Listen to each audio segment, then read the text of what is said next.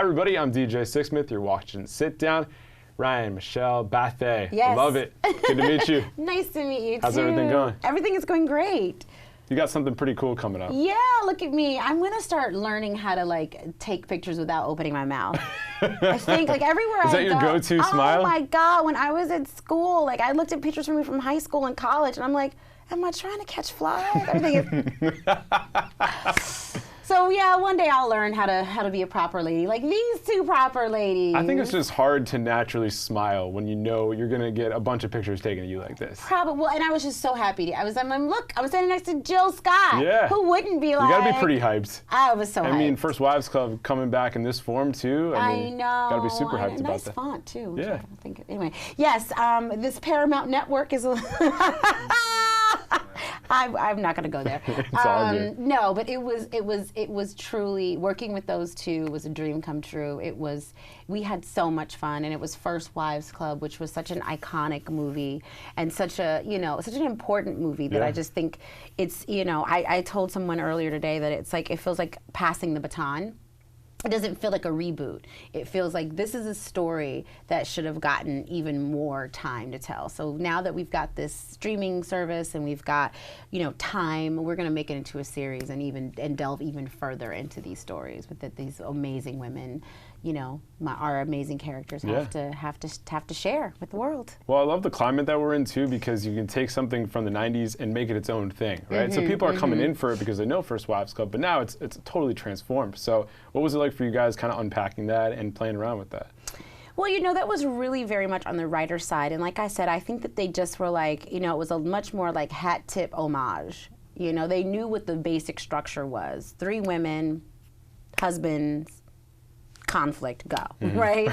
And I think they just took it from there. I think that, the movie it's so much a part of anybody's DNA who's ever seen the movie, who's a woman, whatever your story is. If you've seen the movie, it becomes a part of your DNA. So I think it was easy for them to just riff off of that, and then all we had to do was step in and bring these very specific characters to life, and they were such specific characters that it made it, pretty much a long walk in the park.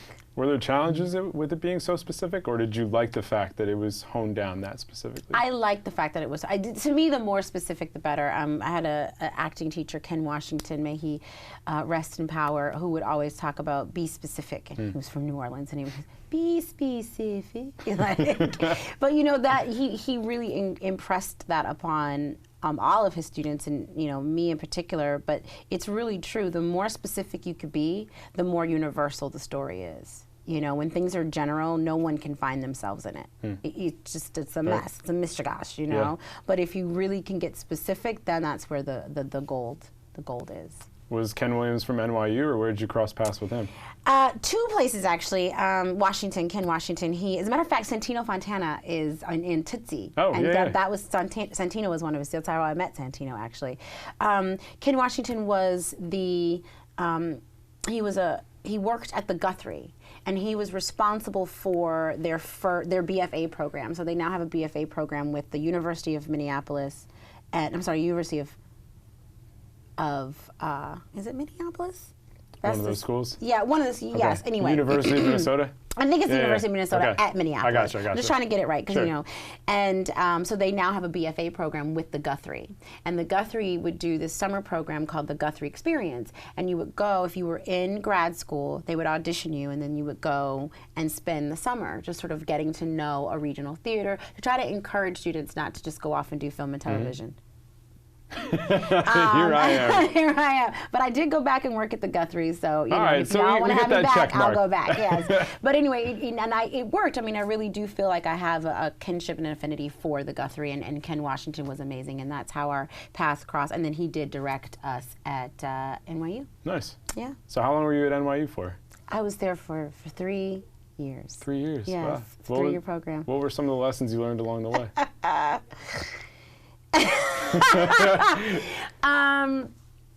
Well, I will stay on the positive side of things. Oh, so we had some negative experience. Well, listen. One of our teachers said that going to grad school is like being in in a sanitarium. Really? He was like, this is just basically an insane asylum that people pay for. He said that, and not me.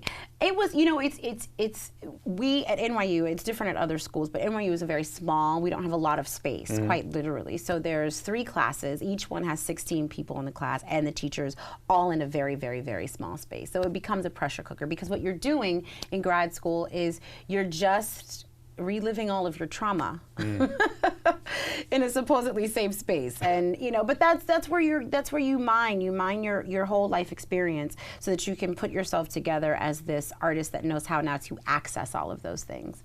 And really, I learned that it's an enormous privilege to be able to go to grad school. Like, it's a privilege. It's a privilege to spend 3 years becoming an artist, to delve even further into what it is that makes you an artist and ask those questions.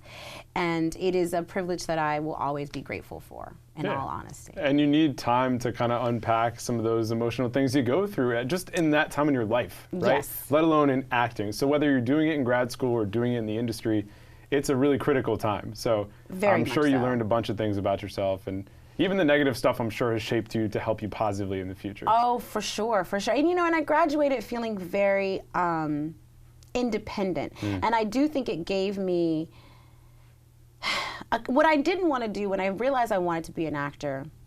And the reason why I went to grad school is because I never wanted to be faced with a situation that I couldn't handle. Like, I never wanted to be in a situation where it's like, I mean, I know I'm an actor, but I don't know nothing about no Ibsen. Right. What am I supposed to do with Ibsen? Like, you know what I mean? And I'm not saying that I am the, just give me some Ibsen and I got that. I'm not saying that, but I am saying that I would be like, okay, I know who he is. I know how to delve into the world. I know the world, like, I know how to find the tone. I know how to work around, like, pretty much any situation. And I just never wanted, and that's what grad school gave me, was the confidence to know that, you know, I would have some tools with which to deal with any situation that came my way. I gotcha. So you had the tools, and then you started doing the thing. What were some of the surprises early on where you're like, wow, this is pretty wild industry that I'm jumping into? Gosh, wow. Yeah, there's a lot. I mean, I've been very lucky. We're very blessed with some, you know, most of the people and most of the situations that I've worked with have been pretty straightforward, and most people have been really, really lovely. I think you do realize that there are some special individuals out there. Some bad apples. So I wouldn't even say bad apples. I would just say that there are some special individuals out there in terms of acting. You know, there are a lot of people that you work with who've been famous for so long, and they've been getting away with bad behavior for so long that it doesn't even occur to them like bad behavior. And it's just very bizarre and eccentric, you know, and that's the worst part, you know, or that's the hard part. Or when people are like, oh, I'm just gonna let my stand-in do, and you're like, what can you say? They're like, oh, okay. I'm like, oh, okay. But it's what it is. Those are the people that kind of need to be knocked down a few pegs. Like, hey, we're just, you know, we're the same here. Just because you've done this, like, doesn't mean you're any different than me, you know? Just a little reminder of reality. You know, but I'm not the one to provide that reality check, so you go right ahead. Be like, hey, DJ, work it out. Yeah, I'll just go right in there and be like, nah, maybe you should do the part instead of your stand-in. I'm sure that would go over really well. Oh, excellently. It would go over excellently. So what have been the good experiences that you've had when you think about your career? And because you've done so many different shows that you popped onto. I have done a lot of different shows, and I've had some amazing. I did How I Met Your Mother. I just did one episode of it, but Josh Radnor had been was on the show, and he was in school at the same time. Well, not we overlapped at NYU, so he was a third year and I was a first year. So he just was like, you know, took me under his wing, was like walking me around, you know what I mean? And that's an all-time great show also. And it's an all-time great show, and just to know that, like, oh, that meant something to him, the fact that we were both NYU kids, and that we, you know, that we were in the same family, as it were, and he just really took care of me. That was amazing. I work with the director, Peter Page, and Peter had been on Queer as Folk for many years. And then he switched to directing, and working with directors who have been actors is like the joy to end all joys. They get it, yeah. It is just, it makes you a better actor. It makes you like you feel like you've gotten like something really special, you know, because they know how to talk to you and they know how to get things out of you, and then you're able to take that and translate that for the next job. Like, it's just, it's a dream, you know, and you know, the theater gigs that I've had, working at the Old Globe, working at the Guthrie, you know, even running around New York doing readings for $4.75. You know what I mean? You still remember those days? Oh, of course, I still remember those days. Like, you know, some lifelong friendships. I actually have a really good friend of mine. Her name is Adrienne. She's now a writer in LA, and we met doing a reading of a show called Bean 2. I mean, literally, that actually I got $2.75. $2.75. Wow. But still, you know, it was still fun. You're just doing the thing at that point. Just doing the thing. So how long were you doing that thing until you started to get some real sustainable work there? Oh gosh, yesterday. I'll let you know when that happens. Let me know when it hits. You know, right? I'll let you know when it hits. It's still very like, you know, I still feel like I'm still doing readings for $2.75, and I still feel like it's very much, you know. A friend of mine was an actor, called it Flint and Rock. Like, you know, we're working and you finally get a little bit of flint, and then you keep working, you finally get a little rock, and then you finally get to like make a little kindling, and you finally, you know what I mean? And it's a really apt description of what it is to be in this business, is that you're just kind of, you know, getting a little bit of this and then you can put it together, and then you know what I mean? Yeah, because you don't know if stuff's gonna hit. You don't know if you get one thing that you're automatically going to get something else. Like, exactly. There's so many different factors involved with it too. And yet you have to trust that the next job is there. Right. You just have to trust. Yeah. You know? So it's a really, you know, I always say I don't understand how people do this business without some sort of groundedness and some sort of reality, whether they're mentoring kids or whether they're working in a soup kitchen or whether they're, you know, they have a rich spiritual life or yoga practice, whatever it is. I'm like, I don't know how you do this without something that you can come back to and that grounds you in reality. What you know? grounds you in reality then? Well, now it's my kids. They're, you know, when you have two little people that rely upon you to like live and survive, that'll bring you back to reality. That'll bring you back to reality, like that, you know. And our kids, Andrew is so like, he's always telling me. He said to me the other day, he said, "Well, it's not like you have a job." I was like, "No, mommy works." He's like, "Yeah, but like on and off." Oh man. And I was like, whew. That's a wake-up call there. Yes, on and off, but it's not like I do stuff in between. Yeah, but like you take care of us in between. Right. And I was like, okay, kid, I'm just gonna say, because everything he had an answer for. I'm just gonna take a deep breath here, and maybe one day you'll understand this a little bit more, how difficult it is for mom to do both these things right now. Right. And you'll be thankful one day. Hopefully, I don't know if that day is ever gonna come. How old is he? One day, Andrew. He's 8. He just turned 8. Nice. All right. So he's starting to figure it out. He'll see what his mom's doing. I hope so, because right now he's just like, you know, no offense. But, you know, every time he says no offense, I know. You know something big time horrible is coming. Horrible. So, yeah, they keep me pretty grounded. And I've been working with this organization called Youth Mentoring Connect almost since I got to LA. And that really, it was such the people there are amazing. And it's a mentoring program.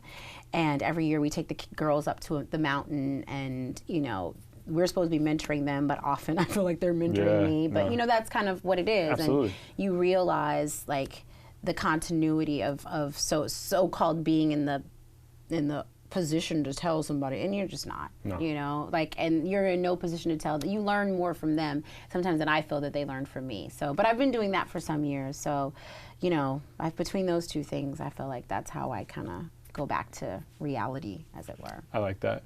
So we live in a pretty crazy world in terms of all the streaming going on right now. All the different networks are getting into it, and that can mean a lot of great opportunities. It also can mean a lot of competition. So what has it been like for you, like the last 3 to 5 years in terms of just navigating these waters?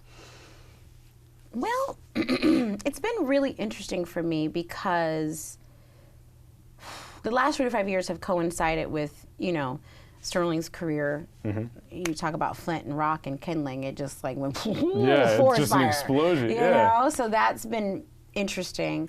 And it's just, you know, it's a really wonderful time to be alive. You know, when I first started my career, it's hard to believe. It really wasn't that long ago, but it was just, there were 3 networks, you know, and HBO and Showtime, obviously, but they were another entity, and still the opportunities for Black women were very, very, very limited, no matter which way you slice that, you know. But now it's funny, my husband just did a movie called Waves, and there was a young girl, he has a daughter, and she's super young, and super beautiful and super amazing. And I was like, she's never going to hear, gosh, you were great in that movie and you're so beautiful, but we just don't know what to do with you. Which is what, you know, I was told. And that really wasn't that long ago when agents and managers would sit me down and, you know, we just don't know what to do with you. And or we know what we kind of can do, but don't get your hopes up. It's not, you know, like where the sky would be the limit for someone else, but being Black, it was not. The sky was definitely not the limit. And now it is. In just that amount of time, and I really count streaming platforms as a part of that because they have the ability to quote unquote take risks, which is amazing that in 2017 it's a risk to hire. To have, you know what I mean? Right. I was like, have you seen the TSA? This shouldn't be a risk. Right? Like the whole, everybody who checks your bags is a Black woman, you know? And then the woman behind her is a Black woman. I'm like, we're around. Absolutely. We're running the country. But again, who are the people making decisions? Who were the people And making unfortunately, decisions? for a long, long time, it wasn't the people that were giving opportunities to Black women or weren't seeing it or understanding it.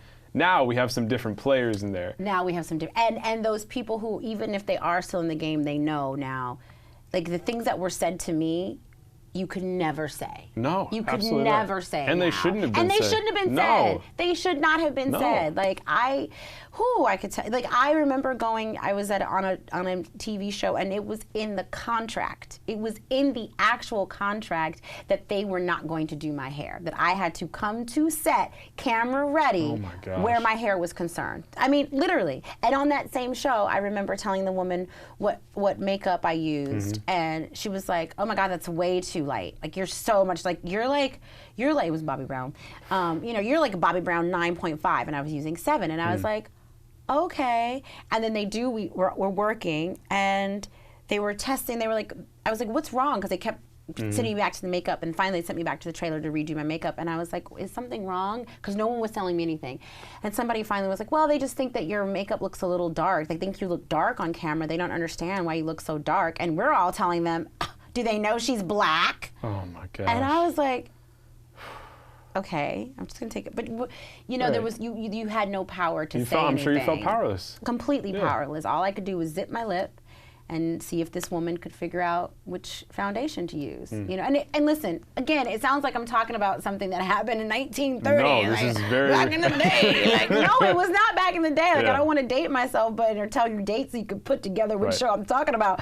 But it was in this century, people. We're not talking about that long ago. Yeah, this millennium. Wow. Yeah. So. And then you do a show like this, and I'm sure it's just a totally different vibe where you're like, you know what? First of all, I'm finally being appreciated and getting some love here at the top of the bill. And then secondly, it's like, look at all the different faces that we have Look here. at all the different faces. And this is representative of the world. And this is, yes, it's definitely representative of my world. Sure. It's definitely representative of a world that says, you know, we're here, and we are funny, and we're sad, and we're vulnerable, and we're playful, and we're all of these things. And no one is the sidekick. You know, no one comes in and says the pithy one-liners that are like, ha ha ha, and then, you know, shuffle off the buffalo. Like, they're real and they're deep, and it's about the friendships and the love between these three women, and you know, which is a pretty great thing, because that's how I grew up. I mean, that's my reality. That's how I grew up, and I get to see it reflected back at me on screen. It's amazing. And so many people, regardless if you're Black or white, are going to connect with this story. But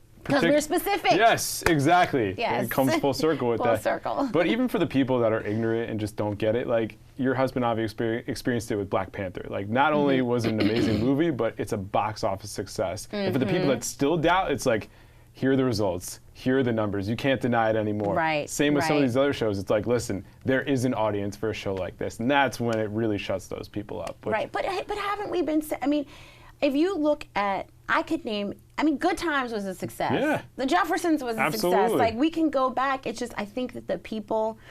Tell you a quick story, and I don't know which movie this was, but there was some movie that, it may have actually been Girls Trip, but it was some movie that came out recently, and the exec was meeting, the head of the studio was meeting with all of his people, you know, their usual weekly whatever, and he was like, good job on the movie, da-da-da, you guys, great team. And then he goes, how many of you saw it? And not one of the executives in the room raised their hand. And he was like, this is the problem. Yeah. Like, and here it is. It's like there is a disconnect between, like, no, these movies make money. First Wives Club, the movie, made a ton of money. Yeah. Killed. There was no sequel. Right. There was no, you know, and it proves over and over. It actually proves that the people in charge, they do have a filter. And I wish the filter was just green. Right. Because if it were just green, we wouldn't even, you know, we'd be having a completely different conversation.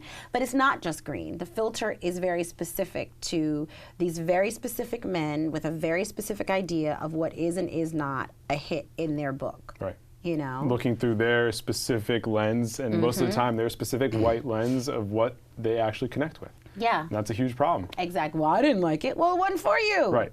Not everything, you know. No, yeah, it's not supposed to be specifically for you. It's not supposed to be specifically for you. And, you know, how many things that I was like, well, that clearly wasn't for me. Right. Or that I thought wasn't for me, but actually was for me. Sure. You know, and again, going back to being specific, that is why something like a Harry Potter or Star Wars or all of those like shows are such juggernauts because of the fact that they're so specific, like the worlds that they create. Right, Star Trek is a perfect example. Star Trek is a perfect example. Right. You know? Yeah, that's a world that I don't understand, but many, many people love that world, and I can understand why. My mother is a Trekkie from back, like you talk to my mother, like she's like, Janeway is my favorite. Janeway, oh, you can't have a Janeway, yeah. I'm like, you know what, we need to do a Star Trek just with my mother. Be like, yes, Janeway, yes, the captain, ooh. Oh my gosh. So let's be specific here. When you look around the industry and you see people doing their thing right now, who are some people that you really admire or inspire you, or you're just really pumped that they're succeeding in the way that they are? Well, gosh, that's a very, very good question. Well, the first person who comes to mind is Jennifer Lopez, because I do not know how that woman has managed to stay as beautiful, as relevant, as amazing, like, you know, and insane. she's insane, Yeah. insane.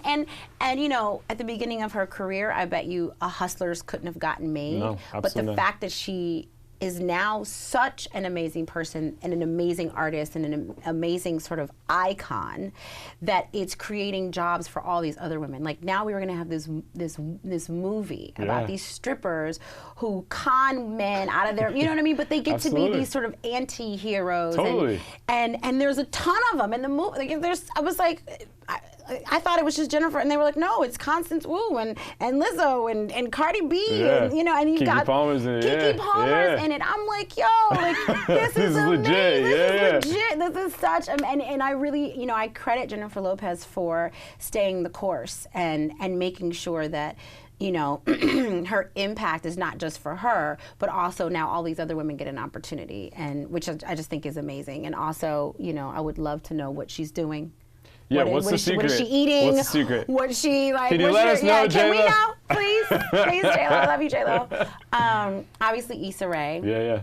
Because, you know, I saw Awkward Black. I mean, I actually watched the web series. Really? I was one of the first people to watch the web series, and Which I remember was putting when? How long ago was that? Gosh, that was, maybe 10 years ago. Wow.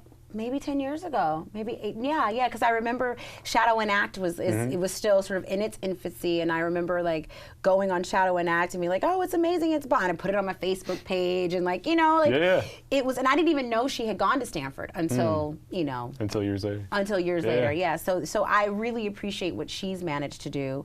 It's funny because every time I go on the red carpet, people are like, Issa, and I'm like, You're like, nope.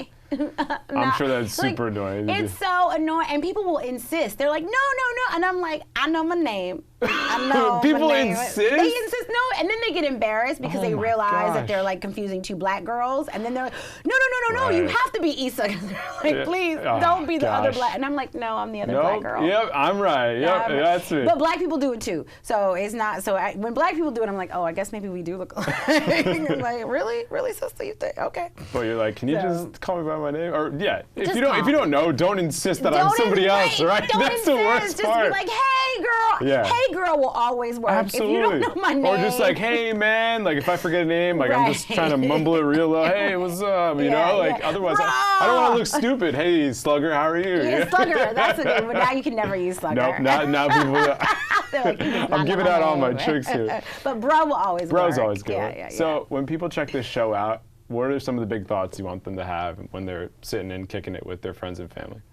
Well, definitely watch it with your friends and family. That's like first and foremost. It's a must. I really do think that we've gotten back to this time where this is must-see TV. Mm-hmm. You know what I mean? And you're gonna watch it with your girls and you're gonna laugh. I just think that people, we had such open hearts when we made this that I just hope that people have open hearts when they watch it and that they're touched, moved, and inspired. I dig it. I think that they're gonna really see new and old, they're gonna recognize there are callbacks obviously to the movie, but there's also callbacks to other, iconic television shows, and I think that there's a lot of new happening as well. So I think that I just hope people come in with open minds and they allow themselves, whether you're a 75-year-old Jewish man on the Upper East Side, there's something for you. And if you're a, maybe not 7 years old, but maybe you're 17. Not your son. Your son's not my still, son. he's still a little too young. But if you're 17 and you live in California, there's going to be something for you. I really do think that there's going to be something for everybody. Good deal, right? So, good to meet you. Nice to meet you. Thanks so much. My Check fellow the show East out. Coaster, Yes, my Connecticut. couple of Connecticut kids That's making right. good. Doing it big. That's right. I'm DJ. We'll see you next time. Thank you guys.